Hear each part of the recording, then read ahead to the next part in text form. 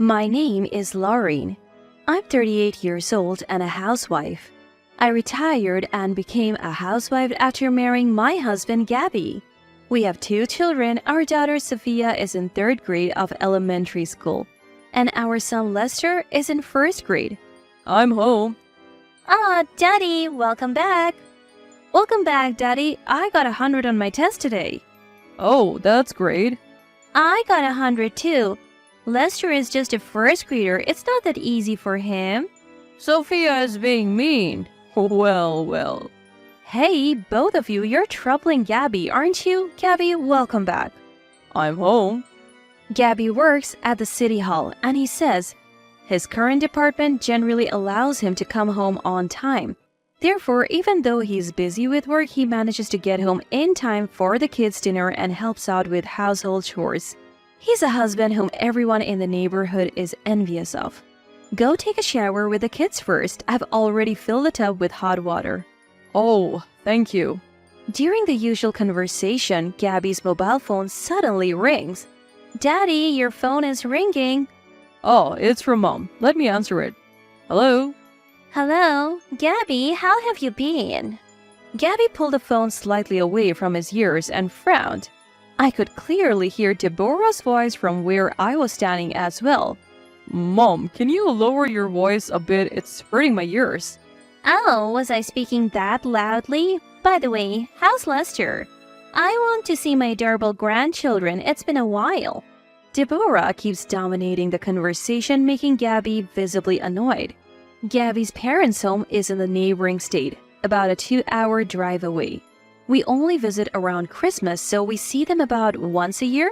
There is a reason for that. Sorry, we're about to eat dinner, so I'll call you back later. What? Wait, Gabby. Gabby abruptly ended the call and switched back to a smile. Wasn't it Grandma on the phone? I'll call Grandma back later. For now, I'm hungry. Let's take a shower and then have dinner. Okay, all right. Gabby headed for the bathroom with Sophia and Lester. I assume Gabby didn't want the children to hear his conversation with Deborah while they were awake.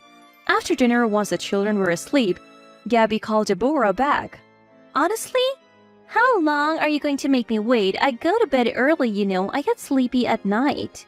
I didn't want to show the children an angry face. Mom, why do you always focus on Lester and never care about Sophia? Deborah isn't exactly sexist, but she definitely favors boys over girls. That's why she always prioritized Lester over Sophia, putting Sophia on the back burner. Don't be silly, Sophia is also an important grandchild, but Lester is a boy. So naturally, he's special. It's only natural to have preferences. Even Sophia understands that. What? In our family, we don't discriminate between boys and girls. You're the only one who says such things, Mom. These discriminatory tendencies are the reason we're reluctant to visit my parents-in-law's home. That's why I always hated the idea of you living separately. I bet Lauren spoils them and doesn't properly educate them. Even Gabby has changed because of Lauren. I couldn't help but smirk at these words. Little did Deborah know, not being tech-savvy and all, that her call was on speakerphone and I could hear every word. And yet she had no clue I was hearing all her snide comments loud and clear. Lauren heard everything you just said. You're ridiculous. The call is coming from you, so there is no way she can hear me. Actually, your voice is so loud that it's leaking through, even though I'm holding the phone to my ear. Never mind. What are you doing for Thanksgiving? Why do you ask? If you manage your leave well, you could have a 10-day break, right? You should be able to visit then. Let me guess. You saw that on some daytime tabloid TV show? Just because it's possible doesn't mean it's happening. I have work on weekdays and I can't take a 10-day break. The shrill voice of Deborah echoed from the mobile phone set to hands-free. Both Gabby and I made sour faces. Gabby looked at me, his eyes asking, what should we do? She probably thought we could come since it's a long holiday, but we could easily say yes if we had a good relationship with Deborah. We'll think about it. I'll call you back. Bye. What? Wait, Gabby, I need an answer right now. Gabby promptly hung up the phone and looked at me. What should we do? To be honest, if it were only Deborah, we could easily say no, but we have Clive, who's always been considerate to us, and we would like the kids to see him. That's why we find it hard to immediately turn down Deborah's selfish requests. It's sad for Clive, isn't it? True, Lester and Sophia keep saying they don't want to see Mom, but they do want to see Dad. If we just go to see Clive, we'll probably hear something about it. Exactly. Besides, I'm worried about Sophia. I'm afraid what Mom might do to her. In the past, when we have gone home for Christmas, we have always made day trips, citing reasons like the kids being small or having plans the next day. But even in that short time, Deborah makes discriminatory comments like, "Lorraine, why is Lester so skinny? He's a boy. Fatten him up a bit. Sophia, forget her. Give snacks to Lester. That is why I was against you living separately." Though Gabby always tries to keep her in check, it's as if it has no effect. We have put up with it once a year so far. If we give in now, she'll get carried away and make more demands later. Well, if it's a day trip, I guess it's fine. Besides, Clive has always been good to us. I don't mind doing a little favor for him. Alright, but if anything happens, you have to tell me immediately, okay? We finished our conversation past 10 p.m., so we decided to give our reply the next day when Gabby returned home. However, when Gabby came home around 7 p.m. the next day, he said, "Oh, got a call from Mom." As if she had specifically waited for a time when the kids would be awake. "Have you given your answer yet?" "We were planning to call you back tonight." "Do it sooner, so when are you coming?" "We can make it on Saturday the 18th. The kids have plans on Thanksgiving Day." Alright then, so it's the 18th and 19th. "What? No. It's just the 18th. What? Only Saturday? Aren't you staying overnight? Overnight? Thanksgiving is just around the corner. Stay overnight." No, that's not possible." Upon hearing the word overnight, I felt a chill run down my spine. You've got to be kidding. She didn't just suggest staying overnight, did she? I shook my head, wanting to avoid that at all costs, but then, "Are we having a sleepover? I want to as well, right, Dad? Can we?" Sophia and Lester overheard and started begging Gabby. Hearing the kids' voices over the phone, Deborah triumphantly said, "Well, then it's settled. You'll be coming over for an overnight stay on Saturday." Seeing the children so excited, I felt a sense of regret, but also felt it would be impossible to say no at this point, so reluctantly, we decided to go home for Thanksgiving as Deborah suggested. 2 weeks later, while I was cleaning, my mobile phone, which was in my pocket, rang. I checked the screen and it was a call from Deborah. Wondering what she could possibly want, I nervously answered the phone. "Hello?" Lorraine, long time no see." A long time no see. May I ask what this is about?" "You've heard about Thanksgiving from Gabby, right?" Yes, I have." How interesting. I was surprised to hear you'll be joining us." "Huh? Yes, I suppose so. I was under the impression that I had only invited Gabby and the Grants, so you can imagine my surprise. Just when I thought this was another one of our expected annoyances, I heard a loud voice in the background. It was Clive's voice. "Hold on, Clive, I'm on the phone right now." "Enough of this nonsense. Hand over the phone." After some rustling sounds, the phone was switched from Deborah to Clive. "I'm sorry, Lori. Deborah has been nothing but trouble as always." Clive, long time no see. Please, there is no need to worry." "No, it's alright. I'm truly sorry. I wish Deborah wouldn't do things like this. My apologies." I always think this whenever I visit my parents-in-law's home. Why is everyone else so reasonable except for Deborah? "Oh, that's right. When you come over, I was thinking of buying some toys for Sophia and Lester. Sorry to confirm this over the phone, but would it be okay to take them shopping?" What? Of course. Are you sure? "Well, You're taking the trouble to come all this way. If it's me, I thought I would let you indulge a bit. Thank you so much. Clive's pleasure came through clearly over the phone. I thought it was good that I didn't refuse, but this trip home would result in Deborah causing an unthinkable incident. On the first day back, as I opened the front door to my parents-in-law's home, Deborah hurriedly rushed over. Lester, let's play a lot with Grandma. Wait, hold on. As usual, Deborah only seemed interested in Lester, but it's exactly this attitude that makes her so disliked by the Grants. I wonder when she will finally realize this.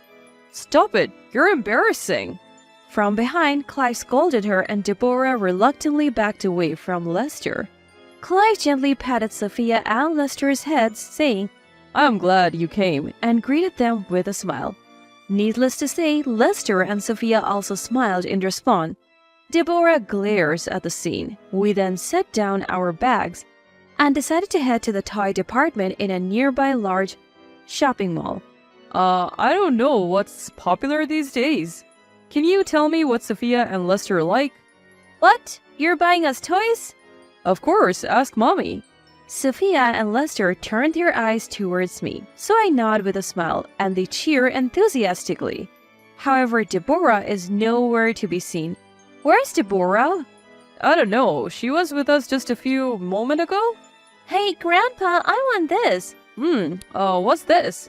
It's called orikashi. You can make your own erasers. It's trending at school now. Ah, so this is what you have been wanting recently. Grandpa, is it okay? Of course. Sophia joyously places the item into the shopping basket. Mom, I want this. Lego blocks. Ask Grandpa. Grandpa, buy this. Sure, you can put one item you like into the basket. Thank you. Lester also settles on a toy, and both kids look extremely happy. Just as Lester is about to put the toy in the shopping basket, Lester, Grandma will buy you these encyclopedias and dictionaries, she says, holding an armful of books she had from somewhere.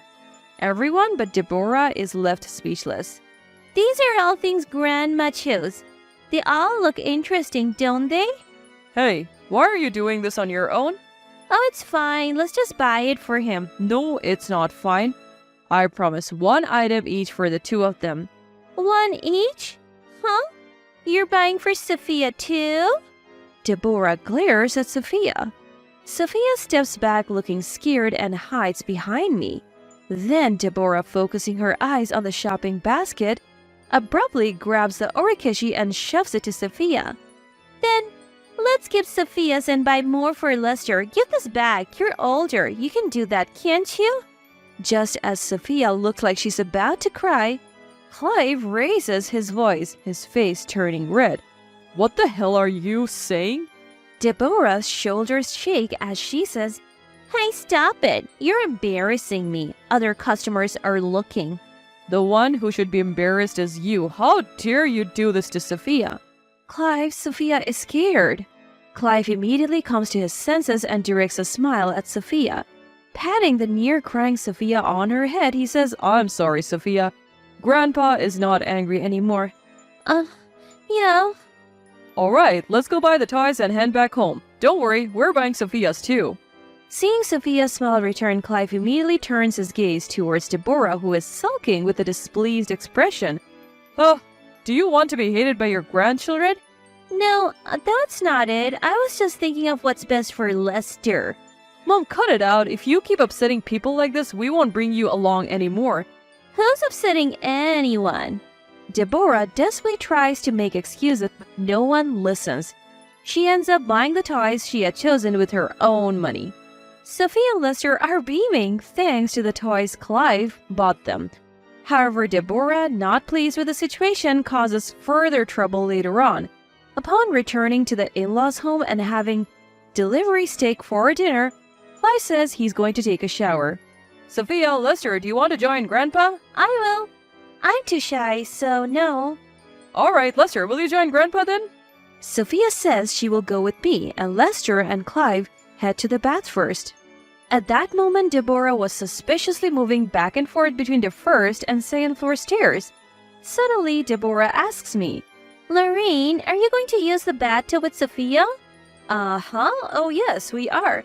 "Oh, you're going to use the bathtub after all, then I need to change the water," she said, sounding somewhat sarcastic. It felt a bit off to me.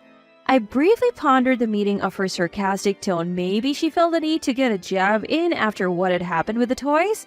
But I decided not to make a big deal about it in front of joyful children and let the minor rudeness slide. However, when Clive and Lester came out of the shower, Lester announced, "Grandma, shower's free now." "Oh, thank you. Good for you. Speaking properly," she replied. After that exchange, Deborah actually went to change the bathwater.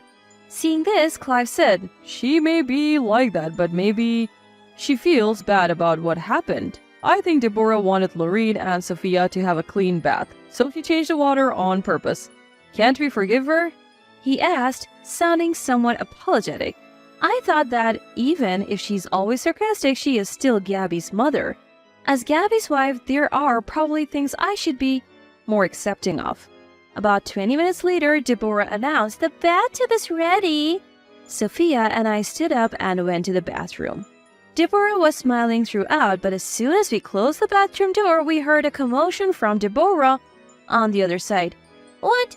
Wait, Lester! Huh? I want to go in too." Lester heard her and immediately burst into the bathroom. "Lester, why are you trying to get into the bath?" "Hold on, Lester. If you go in now, there won't be room for Laureen and Sophia. You just had a shower." Feeling that something was off from Deborah's anxious behavior, I listened to what Lester had to say and was shocked. But Grandma, you put Sophia's toys in the bathtub earlier. You even put a lot of the colored paint that you gave me as a reward. Mom and Sophia are going to play with it now, right? That's not fair. I want to play too. Upon hearing Lester's words, Sophia and I were stunned, as were Clive and Gabby, who heard it from behind. Deborah's face turned pale. "Sophia, go to the living room for a bit." Okay." No, wait a minute." Deborah stands in front of the bathtub, trying desperately to conceal something, but I brushed past her to take a look.